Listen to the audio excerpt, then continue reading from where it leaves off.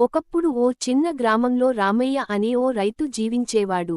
అతను స్వల్ప భూమిలో కష్టపడి పని చేసేవాడు. వర్షాలు లేక పంటలు పొంగకపోయినా ప్రాణమున్నంతవరకు ఆశతో జీవించేవాడు. ప్రతిరోజూ ఉదయం పూట భూమిని దున్ని మొక్కలు నాటుతుండేవాడు.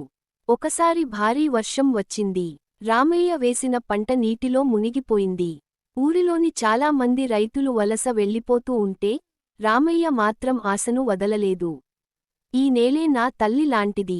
దాన్ని వదిలి వెళతానా అన్నాడు. తర్వాత ఏడాది మంచి వర్షాలు వచ్చాయి. రామయ్య కష్టానికి ఫలితం దొరకింది. పంటలు బాగా పండాయి. అతను ఇతరులకు కూడా సహాయం చేశాడు. కష్టపడితే ఫలితం తప్పదు అని యువకులకు మార్గనిర్దేశం చేశాడు. ఆయన కథ ప్రతి రైతుకీ ప్రేరణగా మారింది. ఆశ, సహనం, కష్టమే రైతుని నిజమైన ఆయుధాలు అన్న సత్యాన్ని అందరికీ తెలియజేశాడు. మూల సారాంశం: రైతు జీవితం సవాళ్లతో నిండినదే అయినా ఆశను వదలకుండా కష్టపడితే విజయం నిశ్చయం.